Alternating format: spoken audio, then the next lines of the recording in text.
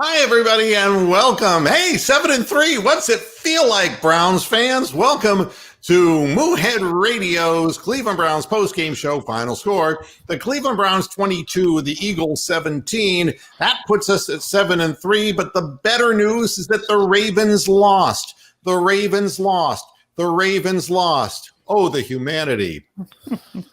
You know, I saw something where another commentary on Baker Mayfield saying no quarterback in football has done less with more. And it was from Bart Scott. And it's like, oh, for God's sakes, are we just going to keep asking former Steelers and former Ravens and it's like, of course that's what they're going to say. They fucking hate us. Well, they can suck my dick. That's what they can do. We're 7-3, and you know where they are? They're at home dying of encephalopathy. Right, that's right, baby, right here. Suck it! Yeah. I go back with the WWE. Not as many times as Hulk Hogan did, but I go back. So, a lot happening. I don't know how the Ravens lost, but they gave up the touchdown in the first possession, I guess, in overtime is what it looked like. I didn't get an accounting of that. Maybe that can be forthcoming in the chat room. Hi, Brian. How you doing? Joining me is Tony the Calf, Hammer Time, and Brian making up the panel so far today. What score were you asking for? Well, I know the Ravens lost 30-24. Was it the first possession that Tennessee got? Yeah, they went down the field. What happened? Actually, no, it wasn't. The Titans got the ball. Actually, no, the Ravens got the ball first, went 3 and out, and the Titans got the ball back.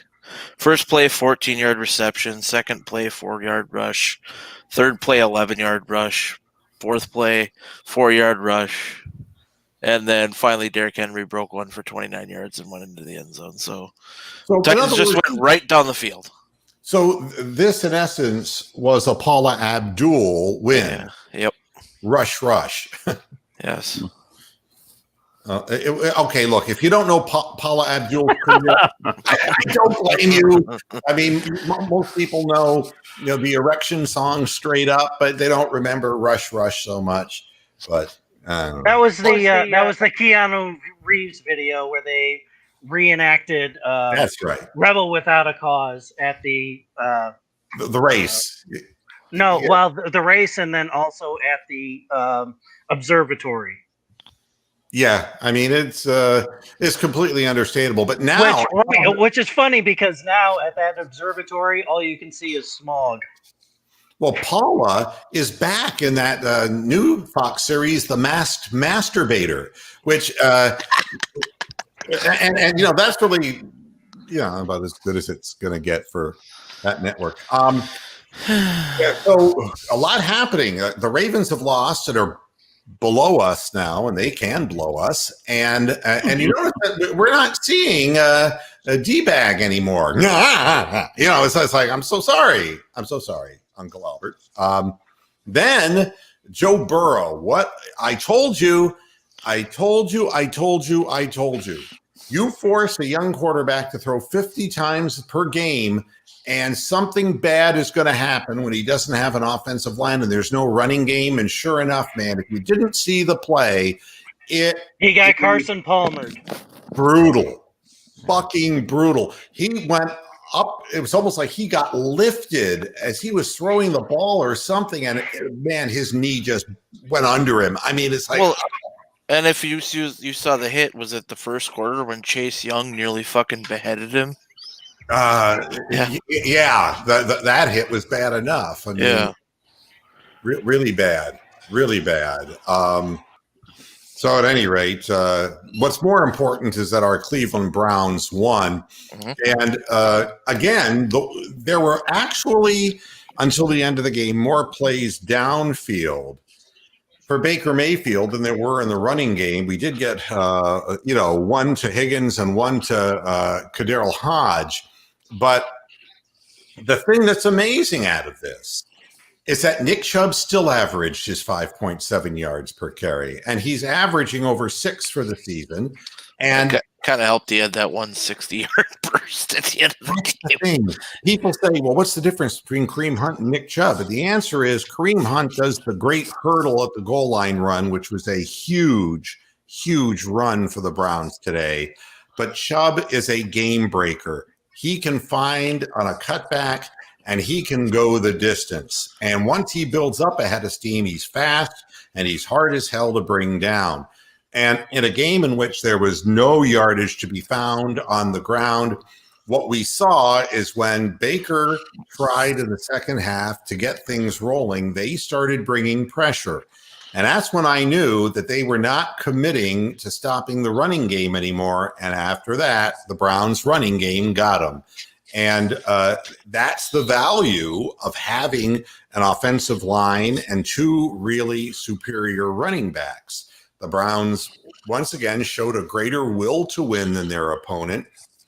A great interception by Denzel Ward after a kind of questionable pass interference call. And you end up with that important interception that prevents them from getting into the end zone earlier. The Browns' defensive line in the second half, especially Olivier Vernon, must have heard what I had to say about his $11 million that he's raking in this year, and he had 3 sacks on the game. Including 2 points. Yep. And give Adrian Claiborne a lot of credit for in smaller numbers of snaps showing up in the backfield. He stripped the ball. He got a sack. Yeah, he got a strip sack. Yeah. And, good stuff. And you knew that the guys were tired because even though they weren't getting pressure, they didn't even have the stamina to really hop up and try to swat some of those passes down. Right. I mean, is this Bronk trying? What's going on there? Let's be careful. Make sure it's not one of those. Yeah, I know.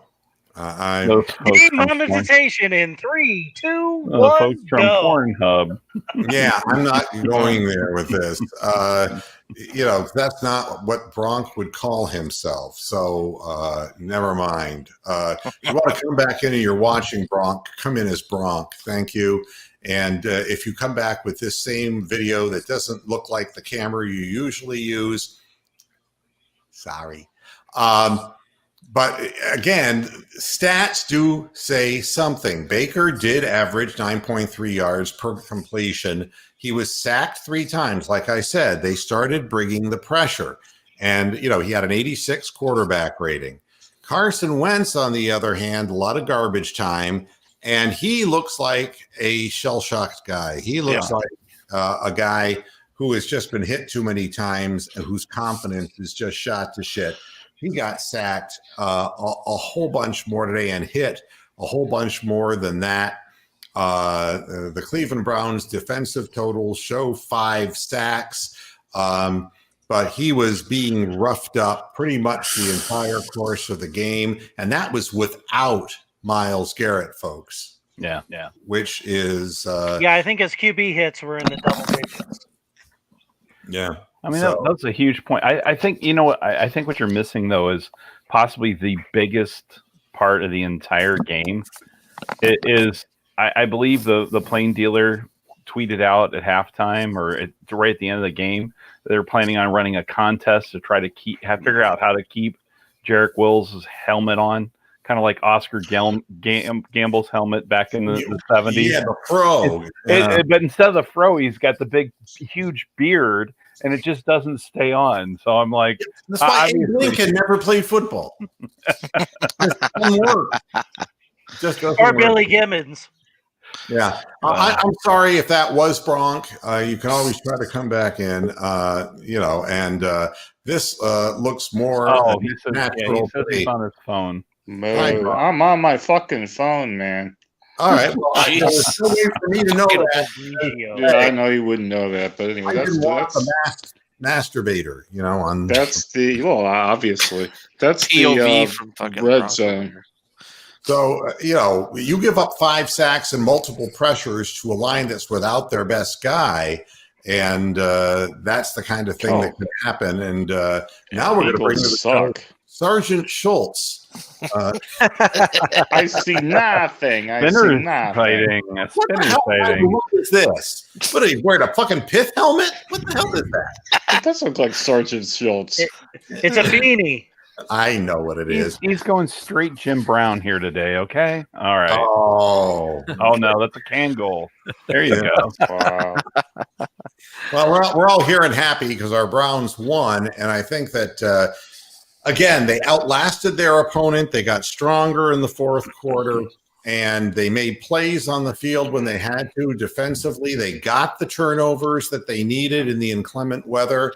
It started out looking bad, giving up runs right up the gut. That cleaned up in the second half. I'm You have about to show you. Joe Woods, Vikings. why that happened. I don't know what happened at the beginning of the game versus what changed things, but it's one thing that's obvious if you're an Eagles fan. You can't stand prosperity, your team. That's one thing. And the other thing that's obvious is that you cannot put this on the shoulders of Carson Wentz because his confidence is just flagging.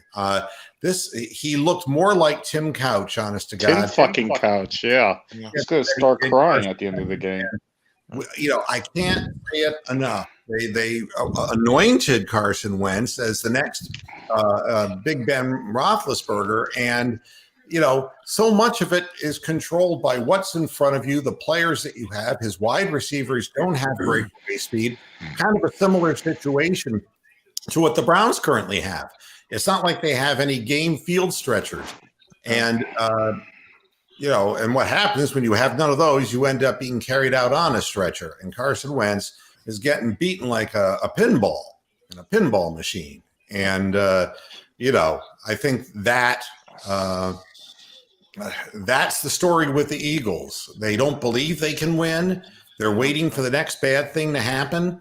And as an organization, they're going to have to consider making changes. I mean, the head coach there is calling a game that you would expect to be called for a second or third string NFL quarterback who has had no game experience. It doesn't look like Wentz has any say whatsoever with what's going on from an audibilizing perspective. He's got a former quarterback coaching him, and it looks to me as if he's just not with it. Yeah, I didn't get why they went away from the run so much.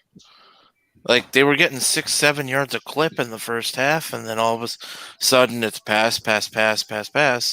And that's why, I thought, the Browns got a bit of break there when they called Baker Mayfield's fumble in the red zone down. That was a break because the ball was out, but a forward motion thing cannot be reviewed. But even if they would have called it a fumble, I didn't think the Eagles had enough confidence to march down the field and score anyways. So you really wonder what's going on in the minds of those players, and the offensive line must be horrific because guys who really haven't played much for the Browns were pressuring and getting through. Well, and it didn't help that Kelsey went down with that elbow injury.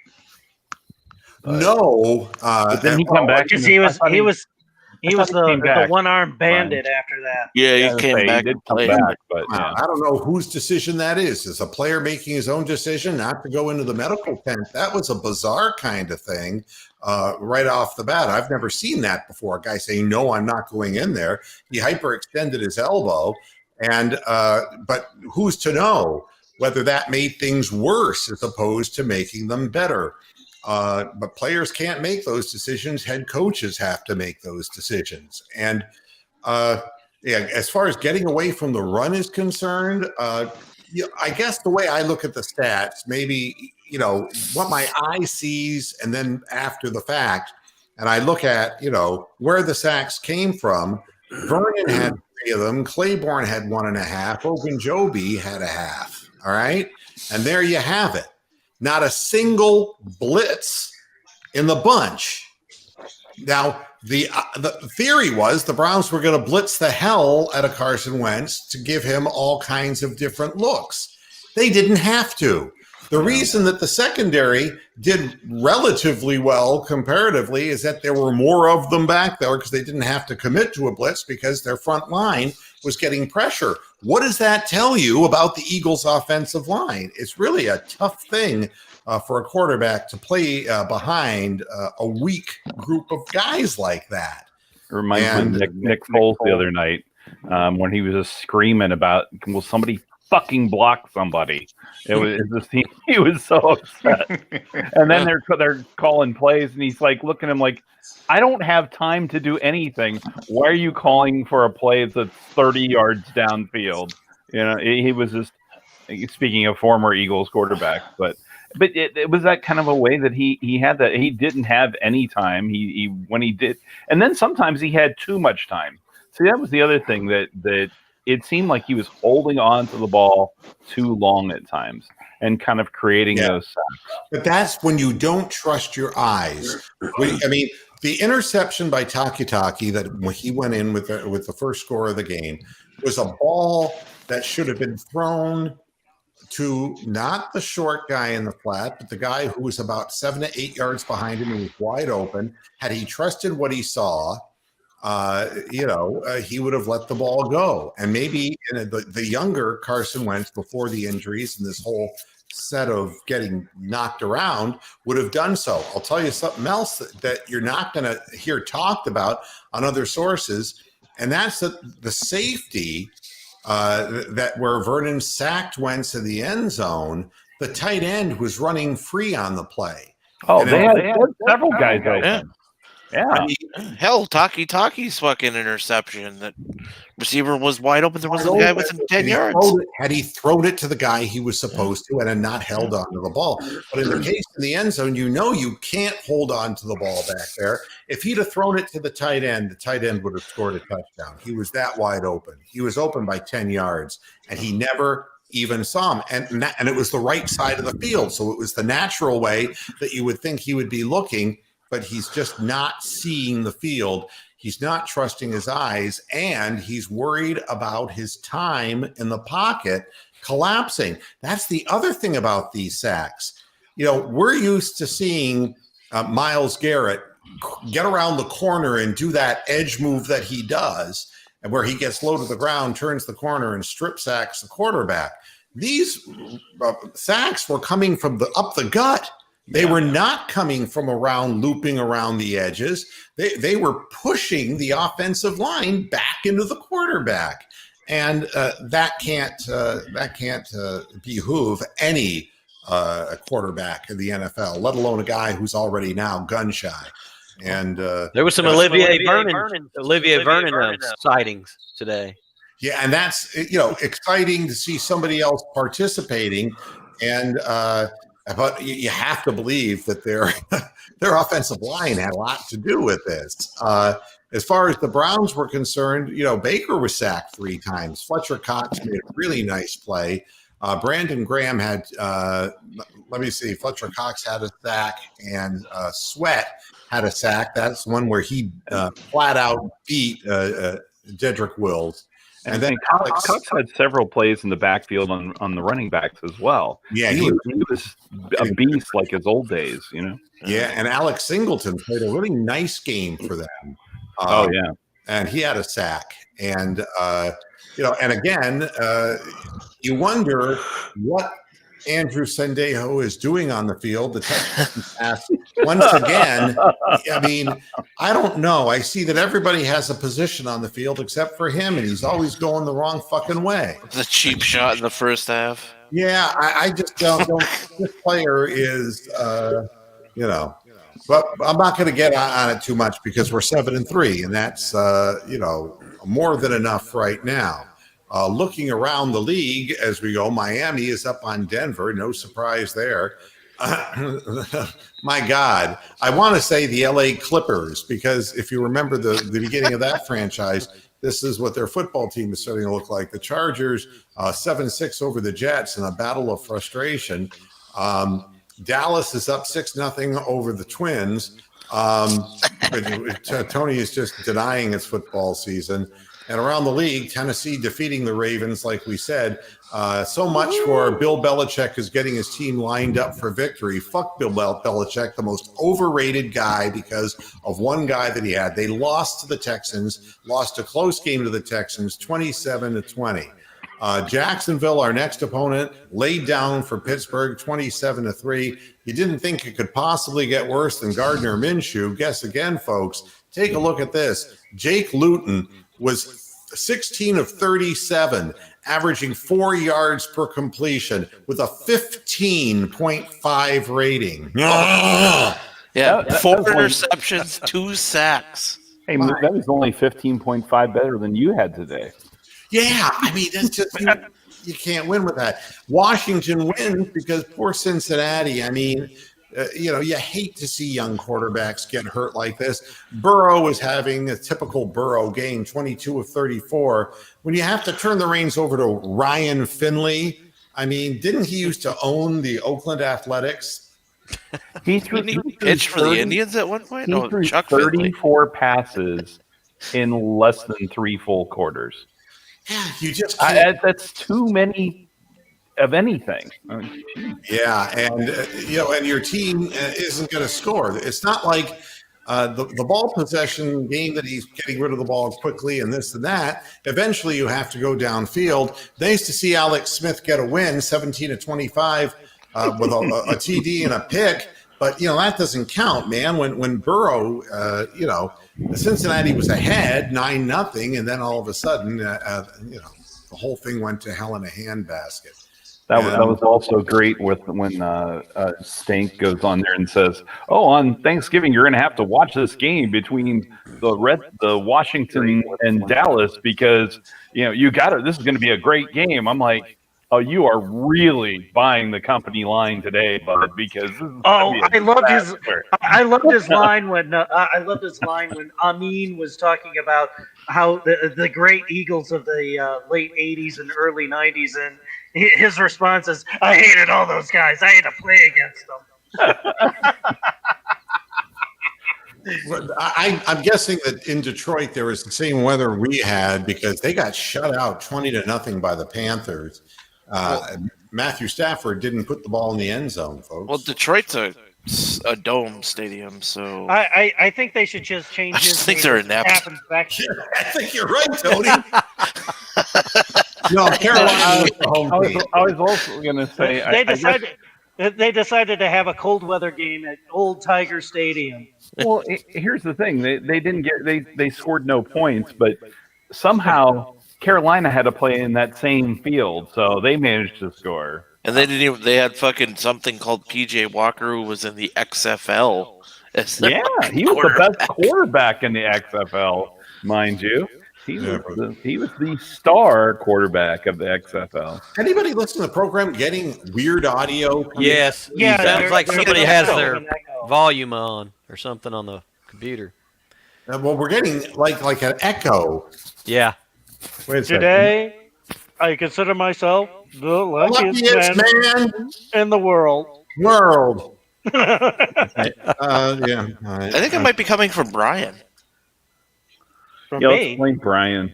It did sound weird. I Yeah. can hear it when I talk, but I'm on headphones, so Yeah, well, everybody, I'm getting I'm on a similar headset to Dave's. Yeah, I've got a Steel series, so I got a pretty good one there. Yeah, I mean, I'm And just Mark's wondering. not here, so we can't blame him. Yeah, I'm just wondering. How about in the weird echo? Rox is saying. Yeah. What's weird is it's not coming from Moo. Well, Yeah, I mean, usually it could that's be where it's coming at. directly from StreamYard. It's entirely possible that our connection is just a little bit wonky. let's do Is this. it sounding this way live on the YouTube feed as well? Let me drop off and see if it's me. Well, I mean, hello. It wasn't him. No, wasn't him. So I don't know. Could it be me? It could be anyone. It could be anyone. It's I don't know how to mute. I don't want to. Wait a sec. I can. How about there? It's Nope. gone. Is it? Yes. No, I'm hearing it. I don't now. I hear it too. Interesting. All right. Well, it wasn't me because I left. And I hear No, a TV in the background or something. coming from me. Let's see if it's coming from me. No, no matter what I do, I guess this thing is I think it's just the resident system we're on. Oh, well, we'll just continue on. I know the TV in the background is my TV on the Vikings game, but I don't think it would cause an echo. No. No, I can just hear it. Yeah. All right. At any rate, I think a lot of Joe Shipley is back with us. My Ravens' third place, gritty win from Cleveland today. Good to see you here, Joe. It's an odd thing. You're going through something that the Ravens have to rectify whatever it is that is going on for them. They're just the defense now is showing cracks. Before, the defense would give the offense the opportunity to win because the offense was resting the defense. Now, all of a sudden, the defense is giving up points, and it's forcing the Ravens to score more points, and that's not their forte. So, and here comes Broncola back into the mix. Hi, Bronk. Here's the question of the day. Has Dave returned the Comrex yet? Boy, those are the old days. Spinner Dave. Oh, yeah. Oh, that's old school. Yeah, I sent that back to you a long time ago. God damn it. That's funny. Good to see you, Chad, and hope you're doing well wherever you are and staying safe and healthy in the great state of Ohio. I had to get off my phone because there was some horrendous echo that was like bouncing through my brain. And and it's still, I'm hearing it. I'm not hearing it so much, but I'm hearing it from me, and I don't understand why. Well, no, unless it was my StreamYard, I don't know. But I've been offline for about 10 minutes. Yeah, goofy going it's ping-ponging kind of. It's a little bit weird. We don't want anybody to, we want the Ravens to doubt themselves, and that's the most important thing for us to have a chance against that team, and they're going to be psyched up when it's time to play them. But I want us to build up wins in our next two games before we get there, and to build up our record and pad our record as best as possible. And I don't know what the Ravens schedule looks like in the 2 or 3 weeks ahead, but I'll say this, that losing to the Titans is not hard to believe in the sense that when you go into the game and you're not playing your best football, that's what can happen. Ravens play. And Joe brings up, the philosophy is, it's the concept that is being figured out. Steelers. Yeah, the Ravens are at Steelers, host the Cowboys. Yeah, well, the Cowboys shouldn't be a problem, but you lose to Pittsburgh, you could fall 2 games behind the Browns, and that would really be big news. The Browns should beat the Jaguars. I don't know, but they might lose to the probably going to lose to the Titans. But the Titans are solid, and the Titans have to make their push for 9-7. You know how that is.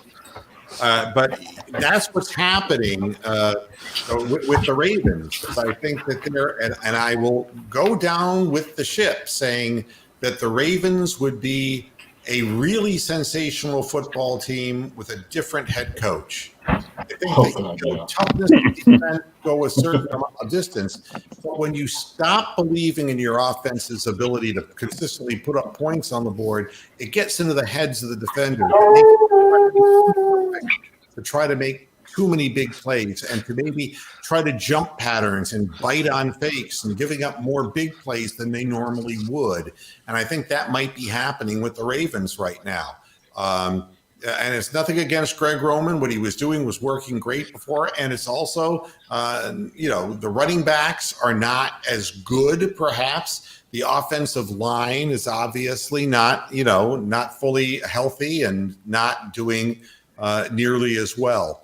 But they also had a key retirement on the offensive line. Yeah, and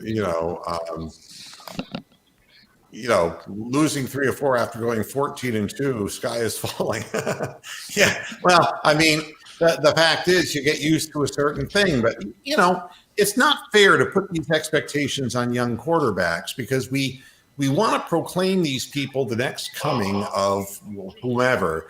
And you name the quarterback, whether it's Ben Roethlisberger or whether it's Tom Brady or whatever.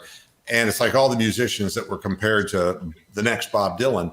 It's impossible to live up to that. And, Lamar Jackson has been a fabulous addition for the Ravens. Nobody can question that. But it's still not proven that A, he can win a big game, and B, that he can do it by throwing the football consistently. And, it's like what I was saying at halftime. I really felt at the time that there had to be plays downfield. They were committing too many people today, the Eagles, to the box. There had to be man-to-man coverage. And even if you can't break off a big, long touchdown, even Higgins got behind his man and Hodge got behind his man. There is a way of, taking advantage. And both of those were on, the boots that, and the rollout design to get him out of the pocket and finding the guy downfield. At some point, quarterbacks have to make plays. And it distills down to that because, teams are going to look at teams' running games like they look at ours, and they're going to do everything they can to stop that, to put the ball and force the ball in Baker Mayfield's hands and say, okay, if you're big enough, you make the play. The thing that's really difficult with the Browns and playing the Browns is that any time that Nick Chubb gets his hands on the ball could be a potential breakaway play. And you can stop him 6 times in a row. But the 7th time, it isn't just going to be 6, 7, grunt yards. It's 50, 60-yard chunk plays. And it happened again today. Yeah, Bronk. The other thing that's really important is that with both Chubb and Hunt, they're both fresh towards the end of the game, towards the fourth quarter, when the defense is done and doesn't want to play anymore. So the fact that they're fresh is when they're going to break off these runs and score these touchdowns. When one of them's hurt, like if Hunt, God forbid, gets hurt, then Chubb won't be as good. So we got to just hope that they both keep playing and they both stay fit. That's so important. And I know, the Ravens fans are hoping they can screw the Steelers over, and we hate the Steelers. I think we even cheer for the Steelers in this game because we want the Ravens to get another big L on there. But the thing here, what makes it difficult, it's a short week. The Steelers had an easy game against, a quarterback who was 16 to 37 and averaged 4 yards of completion for the Jaguars. And that doesn't cut it. And they didn't have to punish themselves to win. And they're going to be rested and healthy. On the other hand, the Ravens, it's going to be a little bit more of a challenge. You wanted to say something, Bronk? Yeah, I just want to make another comment that it's the anniversary of Mike Tyson knocking out Trevor Berbick to be the youngest heavyweight champion in the entire history of the world. Well, if you have had a big run on the stock market recently and have money to burn, on the 28th, Mike Tyson is fighting Roy Jones Jr. in what is pegged as an exhibition in the Battle of the Geezers. And if you have money to burn, it might be really a sad thing to tune in and watch that. I have no idea why they let this kind of barbarism take. Barbaric. Yeah. Robert Byrd. Robert Byrd, when he was in a state of dementia. You got to love it. Got to be bad. You got to pay Lamar. You got no choice. You let Lamar Jackson go, and you let again what Greg Roman has created must be eventually torn asunder, but it has to be when the quarterback proves that he can play in a pro-style offense. And, that's going to be, interesting.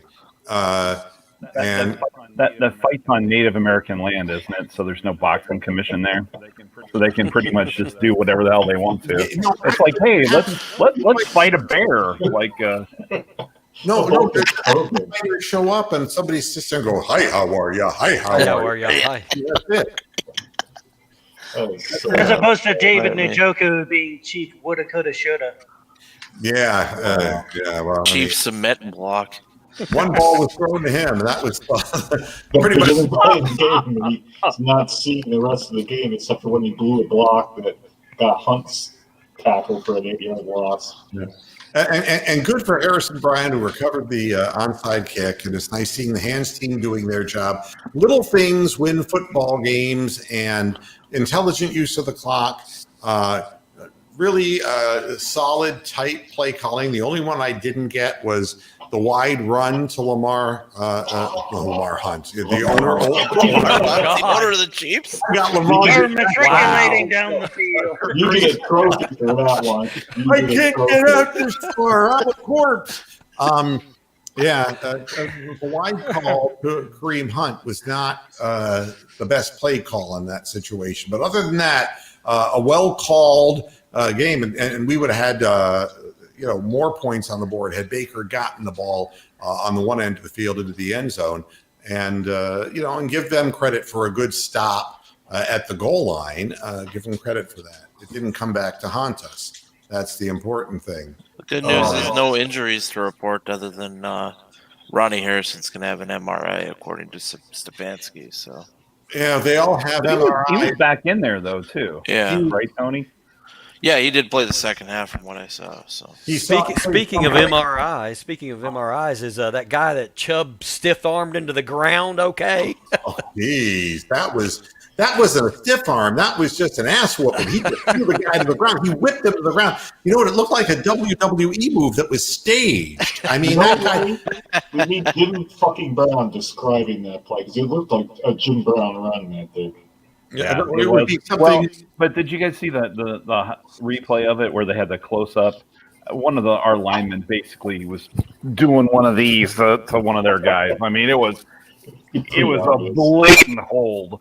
But my favorite play of the whole thing also was the Mac Wilson, where Goddard's trying to get the extra yards, run up against Ward. Wilson's like, "Get that weak shit out of here." That was a broad play. That was. But you can call a hold on just about any play in football. Every play. True, but this one, Dave, I don't know if they'll show the replay of it. They'll probably just show the highlights of Chubb running down the field, and he might have been past that point when it happened, but the guy had turned and was like, still being kind of had a handful of jersey, and it was, I don't know, it was pretty shit.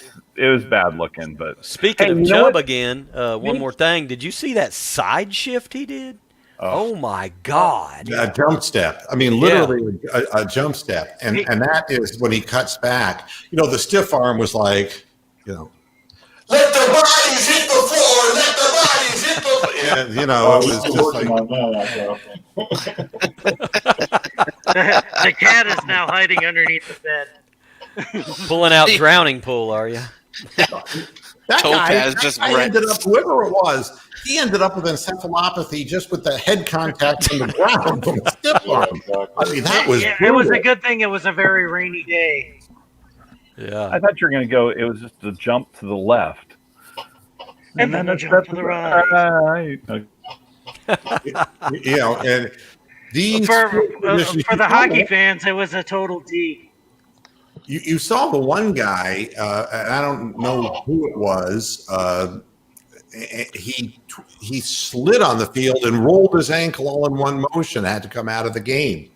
That was the defensive back. Yeah, I mean, so field conditions, you bet. I mean, there were a lot of plays where, and I was really surprised because I really thought that Chubb was having trouble with field conditions today until he made that incredible hop step that was just a thing of beauty to watch. Him, his eyes, one move ahead of everybody else. Really tremendous stuff. The last time I saw the last back that I saw make moves like that was Barry Sanders, who was like 25 pounds lighter than Nick Chubb. Well, the last guy I saw make moves that was Barry White, and he was about 160 pounds heavier. Ooh, baby. Oh, baby. I remember the time I met you at the taco stand. Now I know how those white women feel. Did you ever notice that Barry White, it was like every song that he ever did, it was like. Yeah, that's not how he talked. He talked in a squeaky voice. No, is that once he starts singing, When's he at? The orchestra would swell up. Baby. He would never start singing. It's like, would you sing the fucking song, please? Ronnie Harris. All the ladies loved it. Is that why Jacksonville got rid of him? He doesn't appear to be the most durable guy, but compared to Greedy Williams, he's the man in armor. I mean, he's still alive compared to George Harrison. So, Good point. And the worst part is he had his mind set on you. How many traveling World But did he let his by the mom way? sit on you? Well, just one maybe. I know that, of course, Harrison traveled 6 feet south, and so did Roy Orbison and Tom Petty. So, I think Bob Dylan and Jeff Lynne. Yeah, Jeff definitely. Lynne, yeah. Okay, move. If you stretch anymore, you're going to tear a calf muscle. Dial it back here. Oh, Wait, who's going to tear a calf? Ah. Oh, my Achilles. And again, I think a lot of fans have a misconception that I'm just some goofy homer. But the fact is, I admire. I just hate the Steelers because I don't like the brand of football they play, their coach. I think they're a dirty team. I never had anything against the Ravens. I mean, everybody here would have something against the Ravens. They stole our football team. Art Modell stole our football team. That had nothing to do with it. The city of Baltimore accepted him with welcome arms. Because they had already had their football team stolen in the middle of the night. So, wow. I mean, this is what happens. I have no, lingering bitterness about the Ravens. Nor do I think that the Ravens are really the Browns or any of that kind of stuff. They went their own direction. Ozzie Newsome, bless him, did a great job for my team as a player, for your team in the GM chair. It was frustrating to see Lamar Jackson become good because there were a lot of people coming out of Louisville who said that he was just a flash in the pan college running quarterback, and he proved those people wrong. So, but he is regressing this year. He's regressing this year.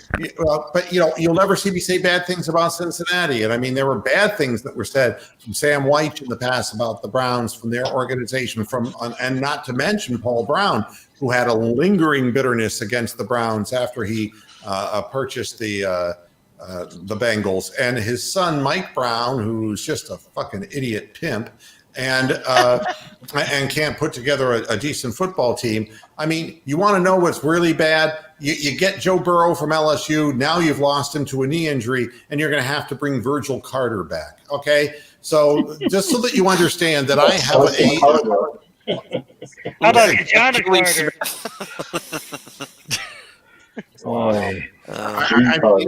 It's just Jimmy Carter is in better shape, I think. sorrowful thing for Cincinnati fans. The only reason they were watching was to see this young kid play, and they ain't going to see that anytime.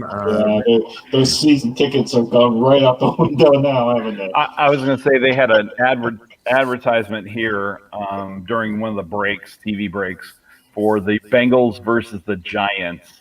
I'm thinking, with no Joe Burrow, that is a hard sell, people. I'm telling you, if you can sell tickets to that game in December, that is going to be a hard sell. With the limited restrictions, they're going to have no problems because people just want to go to a fucking football game. Let me answer Sean's question. Do I think Baker Mayfield played better than his stats show? And the answer is no. Nor do I think that he played worse. I think that he missed 2 end zone throws that would have gotten us into the end zone that should have been touchdown passes. One to Harrison Bryant, one to Austin Hooper. I think that he didn't do anything to kill us, and he didn't really, the offense really didn't score, but 10 points in the game. And that's kind of the way it works out. I'd say he's pretty much right there, an 86 rating, and he didn't protect the ball completely. He fumbled the ball when he kind of stood in the pocket too long when it collapsed around him. No, I don't think he played better. I don't think he played worse. It's not all about Baker Mayfield, but eventually it has to be. because when you play better teams and they're gonna key on that offensive running scheme, and to be honest with you, there's gonna have to be games where Baker Mayfield carries the team on his shoulders. And I swear the one that he ran for a first down was a broken play. The other one that was a disaster in the backfield was supposed to be an end around to Jarvis Landry. And that play, he had to rush to the line of scrimmage because the clock was running down. And, the whole sync of that play was off. And Jarvis Landry just ran right by him. Not easy. It's not easy in these weather conditions. Once again, shit weather again. Yeah. So and hats off to Hunt for being smart and realizing that was a backward pass on that play that he recovered the ball. And that was a play where again, he got yardage out of it too. He jumped on the ball and he didn't hear a whistle, so he was like, up. "Oh shit, it's got to be a live ball." Yeah. And Baker got hit on that play, which caused the premature release of the ball that made it go backwards. That whole play also was blown up. That was when they were just putting more pressure on the quarterback. And I kept saying, now the running game, now, because they're not committing all these men in the box, and they're seeing that we want to throw the football. So, Mac Wilson, cleaning up on the tight end on the sidelines, who was kind of trying to push Denzel around a little bit. But Mac Wilson didn't endear himself to me. He had coverage on and gave up a 29-yard reception when he was in position, but lacked the athleticism to be able to jump and backpedal at the same time and knock an underthrown pass down that resulted in a completion. I thought his strength is coverage. He ran with the tight end, but from a technique perspective was not good. So, individual plays you remember, and it's true. Well, he fell at the end of the game. He fell down on when he was supposed to cover the running back. I think it was Scott that caught the little dump pass and went for 14 yards in the first down. Right. And Greg brings up a good point. It's a wash. But, and that first fumble by the Eagles, thank God that happened. Wow. They were marching right down the field, running the ball. That guy, Molino, what's his name? They were just running the heck out of the ball. Who caused the fumble? Huh? The guy who caused the fumble on that. Oh, what the was other Molino? Is that his name? Or I never even heard of the guy before. I think he's a backup defensive tackle. Cameron Malveaux. Malveaux, yeah. I think they just signed him on Friday. Didn't we have to read his books in high school? Yeah, didn't he? The Count of Monte Cristo, wasn't that his? He's the 12th night. Count Malveaux. Yeah, so you can say it's a wash. That was actually a good drive, though, getting down the field. I mean, it just didn't end up with points, but it was a heck of a drive moving down the field. So, all in all, we're just another brick in the wall. Yeah. No. If you're gonna do that, you do this the way you're supposed to. How can you have any pudding if you don't eat your meat? Wait a minute. Here we go. All in all, it's just another brick in the wall. Or another dick with no balls. And don't be so harsh, Greg, on Baker. The fact of the matter is, I'm happy when we get into the red zone and we make good play calls that have our tight ends open in the end zone, that he'll make those plays more often than not. The ball. Yeah, we like open tight ends. He didn't have a good grip on the ball in either one of those. Well, I don't know. Oh. Nice. Hey, what do you think about Sendejo giving up another touchdown? Woohoo! He sucks. I love this penalty, though. That was fucking Yeah, the guy just coming across. The mass safety on Fox. It's like, what the hell? Not good. We only had like 4 penalties the whole game, or 3. Poised for duty, yes. Sendejo Yes.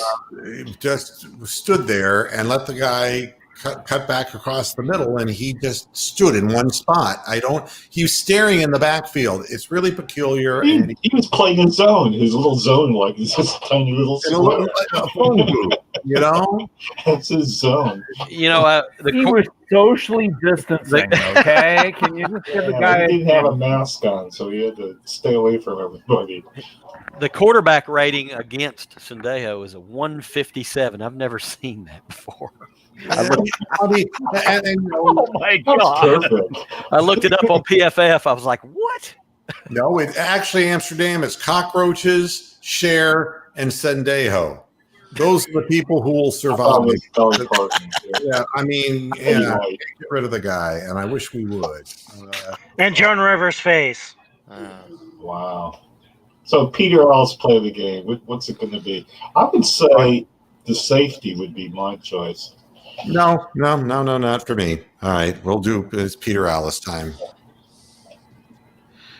Oh. Back to throw. Carson Wentz. It's a rainy day in Cleveland as opposed to a rainy night in Georgia. To throw, and wait, there's a man wide open. Why didn't he throw? He's throw. Taki is stepped in front of the.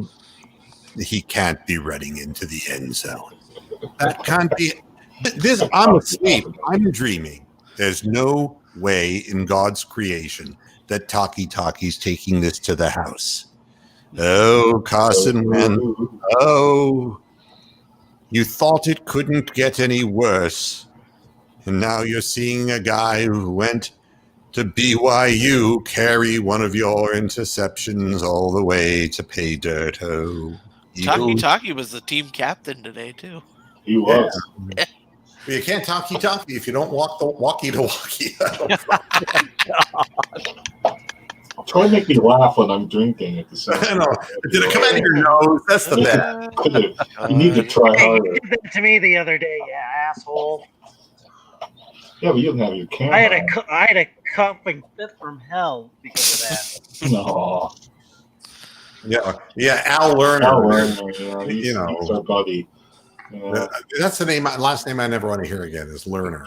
May he also burn in hell with art. Well, Al and his son. One of the you'll Randy. get a kick out of this move. One of the law firm ads in heavy rotation is for Lerner and Rowe. Yeah. Well, get this. There was Al, the father, and then the son, Slow. Yep. And we Slow Lerner, yeah. SLOW. I thought it was none. it was just Non-learner. horrific. We've seen some pretty bad things over the course of our years, but 7-3 is something that I didn't think we were going to get this year. We didn't think that we were going to ever see 7-3, and here we are. Not quite, Chad. I'm just looking at the comments here. Winning the games we're supposed to win, right? Let's just keep doing that. Winning the games we're supposed to win.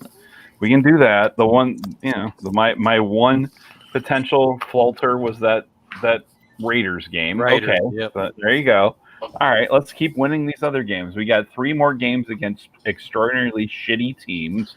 Let's win them all and show up with at least 10 wins, and then who knows, play tough in the other 3, And it's what I'm going back and forth with here regarding the Ravens. The thing you've got to be afraid of is the bad game that the Browns played against the Raiders. You could have a one-off, but if you come back and you win, that's a wonderful thing. But if you start losing multiple games in a row, it can become very scary. So I don't know. Impressive. To Dave kind of. There's 2 Daves. Oh my God. Whoa. Disturbing. It's where's your body? It's a head job. Oh my God. we have Frozen Spinner Dave. Lake County, Chad, is running amok. The virus is running amok. Running amok. Oh no. And Where's Rocks? I follow all hey, we're purple, okay? We are purple here. Tony, Really? you would like Franklin County and Columbus because we have just gone purple. Well, so did Prince, and that's what happens when you don't breathe. Yeah, that rain too.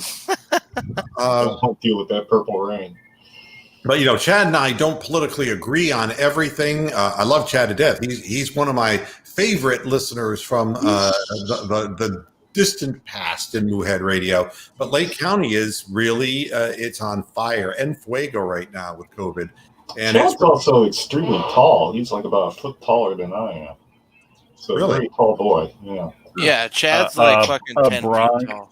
Yeah, I know a lot of people are. But what Chad and I have in common is a love for the Browns and a love for automobiles. So this is kind of how we bonded through the years. But be careful out there. Lake County, went for Trump, so they did what you wanted them to do. Is that Ashtabula? Because they were saying that Biden might actually have a chance to carry the suburbs, and that did not happen in Ohio, in Lake County. But it is scary because when you see these things happening, you just got to be careful, Oh, I didn't even know you had it, Chad. I mean, more and more people that we know. he had it early, like January or February. Oh, wow. All right. Do you know, Chad, if you still have antibodies? Have you had any testing of your blood for antibodies? Because if you had it that long ago, it would be interesting to know whether the antibodies were still surviving in your system or not. This is something that is just being tossed around like, a Nerf ball amongst scientific people. They're not sure what the answer is. So, Well, at least we got 2 vaccines coming out with 95% effectiveness. So, look, Pfizer said 90. All right. Yep. Then Moderna said 94.5, and then upon further inspection, 92.3 KKFR. Yeah, it's like now Pfizer saying, well, we're at 95, and then somebody else says 4-minute abs, and another guy says, well, I got 3-minute abs. even if it's just 90, the regular flu vaccine, after all these years of doing it's what, 60? I'm taller than Cody. And they this is what happens with 3-minute abs. I'm just letting you know. It doesn't work, okay? And they just approved, the FDA approved the Regeneron that Trump took. Yeah. Right. And FDA that's available. Throw out money. My physician here actually has access to that, as well as the plasma, the antibody plasma treatment that he had. So right now, my physicians here are at least somewhat caught up, and we're waiting for the vaccine. Now, Chad says 3 times tested, positive all times. That's good news. That's real good news. Wow. I mean, you hope when the president gets COVID that they pull out all the stops to take care of the president. I mean, regardless of whether or not you care for his politics or not, you still want that to be taken care of. So, and the answer is they've approved the vaccine, but the distribution of the vaccine at this point, it's a process of getting it to frontline workers, because right now the hospitals are getting crashed.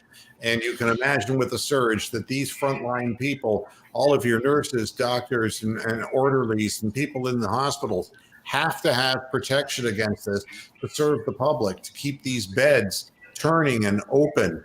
So that's where it's going to go first. And then the people in the nursing homes, south of me in Sarasota County here in Florida, we're getting nursing homes bombarded with this again, as the numbers go up in Sarasota because of the huge retirement community down here in South Florida.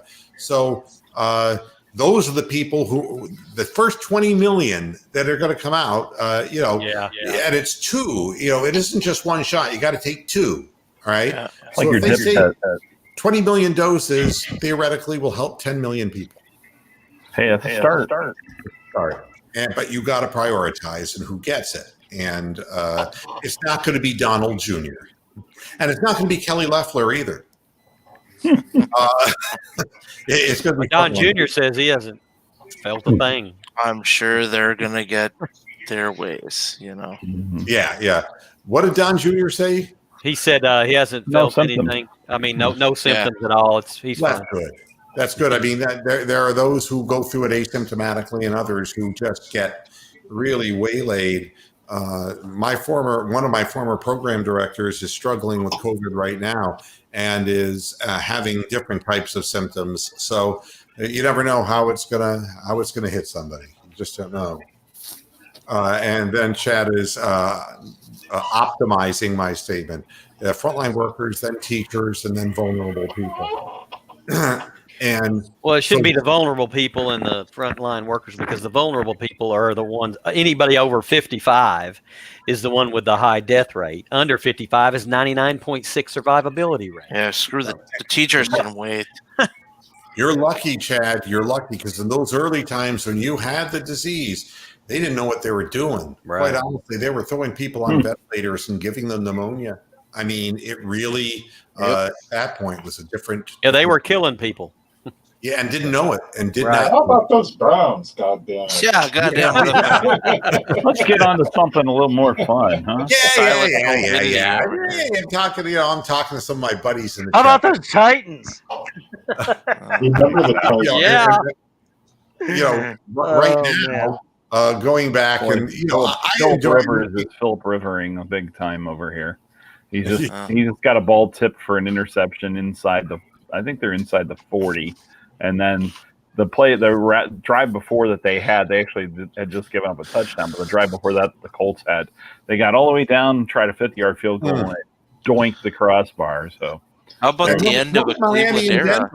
Miami and Denver tied at 10. But I mean that's good for us if the Colts lose, because they're in one of those 6-3 people. So but look, if Miami somehow would lose to Denver, which I can't see happening, that really helps our cause too. So hell of a good weekend.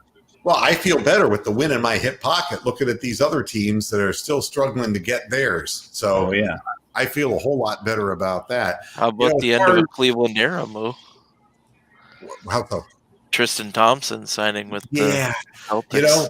But 9 years in Cleveland is he was That's the equivalent of 15 in other places. And he got people. You get parole usually, right? He's got to be the first center not to have a foot injury. he got his title, and he's going to a place where not to mention he was married to Sasquatch for a while, so give the man his freedom. Yeah, but the Celtics will use him in a way that he needs to be used. Great hustle guy, great cleanup guy, great rebound guy, and I wish him nothing but the best. And I think all Cleveland fans feel the same way. Is it going to make any difference? The Lakers just keep getting better. Well, I mean, go figure. And Chad is still talking about his experience. Steroids is the best thing you can get. And oxygen, but being intubated is a bad thing, a very bad thing. As far as the Cleveland Browns are concerned, you're 7-3, and next week you got to figure they're going to Jacksonville, and the weather's got to be better. Because please. Well, I mean, what we're seeing here is a really beautiful 81, 82 degrees sunshine days. It has been very windy, but now they're saying that next week, not so. I'm going to look up what the distant weather forecast is for my area. I suppose I can look up Jacksonville. I just looked up. Why would you? It says that there's a potential hurricane. No, I'm just kidding. Hurricane, right? Hurricane Gamma. All right, here we go. I'm looking. Hurricane Omega. Touchdown Packers. All right, the next 10 days, looking at, we don't really care too much about during the course of the week. Everything there is going to be beautiful. I mean, we're talking 75 about, and sunny. Yeah, I mean, you're looking at. They're saying morning showers on Sunday, right? We're kind of used to the morning showers at this point. But 11-mile-an-hour winds at a high of 74 degrees. So this should be just fine and dandy. If the Browns play well, they could be providing golden showers. Yeah, that's in Moscow right now. Oh God. Yeah. So it's going to be it's going to be a great opportunity for our team to go 8-3, and who would have thunk that? And the only thing I can say is it worries me because, God, this more so than any other year that I've ever seen is that the Browns are doing this well, but there's so many teams that are doing as well. And that's unusual to see so much congestion around that 6-3 and 7-3 record. Very strange. And hopefully we'll separate. And some of these there's a simple explanation for that. The AFC is just a hell of a lot better than the NFC. Yeah, there's AFC teams are weak. It becomes more and more apparent. If you don't have a star quarterback, you're not going to win the Super Bowl. And if you don't have big time running game, it's going to be impossible as well. You need to have some kind of balance and depth in your roster. And do you realize somebody's going to win the Eagles division with like 6 wins? Yep. Yeah, somebody has to. They have to play each other. They're coming up on playing each other here. I mean, what does it tell you? I mean, the Eagles said they really wanted this one in Cleveland because that would have really perhaps salted away the East at 4-5-1. I mean, so we wanted to distance ourselves, by golly. It's weak. Yeah, if we were playing in that division right now, we'd have a 3.5 game lead in first place. Not to mention the fact you still have games against. No, it would be a bigger lead than that because we would have played them a few times in that league. We'd have been probably undefeated. There you go. If they're talking about Bobby Keys, who is the sax player. Bobby Keys, yeah. Well, he played for a lot of different people, but for the Stones, I think you probably first heard him on Brown Sugar, the solo. He died recently, about a year ago. Yeah, he passed away, and I saw a great documentary on him. If you can catch it, not as easily as you can catch COVID, but I think that it is still available through DirecTV. If you look up, it's a story about Bobby Keith's whole career. It's very fascinating. Quite a sax player. He and Clarence Clemens, two incredible sax players with very distinct styles. Saxa from the English Beat was another good one. Yep. So tell me, we're going to go this and finish up the show because I got some things I have to do. We'll go starting with Tony the Calf. Browns player of the game. Browns player of the game. I'm going to go with Olivier Vernon. All right. Brian? I'm going to go with Nick Chubb. All right. Hammer time. She's leaving to go make money, boys. So you go right ahead, Davey. That doesn't sound good. Whoa. She won't be back till morning either. Night shift, making money. All righty then. There you go. All righty then. We'll just segue away from that. No, I'm gonna piggyback with Brian and go Nick Chubb. He really was a difference maker in that second half. All right, Bronk. I'm gonna go Denzel Ward as the player of the game. So made some key plays, big interception that solved the game away. I'm gonna say the man from Ohio State, Denzel Ward. All right, and Dave. I say Wyatt Teller. He had a hard task today, and he got beat once, but he did pretty good against the Beast. Yeah, and I guess from my perspective, it's not easy to single out a single person, but I guess, and I'm going to agree with that Denzel Ward was big because he was left to cover a lot of primary. Sean Jeffrey, man, who coaches everybody. Do we even hear his name hardly at all? He was covered like a blanket, so that's huge, and. I don't think that Chubb had his most outstanding game, but he had an outstanding run. That's for damn sure. But I would have to say collectively the Browns defensive line, what we asked going into the game was, where's the pressure going to come from with Garrett not playing the game? And we got some answers. And, Olivier Vernon would be the leader of the band, but it's really nice to get people like Adrian Claiborne and people who he may not have been expecting very much from it all, really contribute to this. Yeah, question for the panel. I mean, Myles Garrett, we know he's on the reserve list, but is he actually ill or is he asymptomatic? He did test it. He ill. had tested positive. Does he? So I mean, is he he's in actually ill? Like, Yeah, he said he was Yes, feeling bad. He was complaining of symptoms. Garrett. Miles Garrett. Yeah, early in the week, he was sick as a dog. Yeah. All right, so he's in bed sick. He's not like asymptomatic or anything. No. Like Right. that. No. He's sick. Plus, he tested positive. So it'll be 10 days minimum from the time that he complained about his symptoms, which I think was Wednesday. Yeah. Well, if it was in England, then he'd miss 2 games. He'd miss another game. Not only Jacksonville, he should be back Sunday. Well, you hope. And Rick is nominating Sendejo for the jackass of the game. Oh, that's too easy. Hey, honorable mention goes to Kadarrell Hodge. He did good today. Yes, he did. He made a couple of very important receptions, and you know, and he had some good blocks on those did his job. outside runs. Mm-hmm. All right, everybody. That's it. That's what we got for you today. The Browns come up winners 22-17. Onwards and upwards to Jacksonville. Let's go 8-3, and let's push this thing a little further. Thanks, everybody, for your support. Thanks to Tony and Brian and Hammer Time and Bronk and Spinner Dave and everybody who takes the time to listen to the program. Thanks for tuning in. We love you, Cleveland. You'll see you tomorrow on Moohead Radio, 6 p.m. Eastern Standard Time, and we'll talk more about this football game and the ramifications of it. As Charlie Miller would say, see the USA. USA in a C. Miller. All you Northeastern Ohio old geezers like us. We'll be back again tomorrow at 6. Until then, hasta la vista, Pastor Head.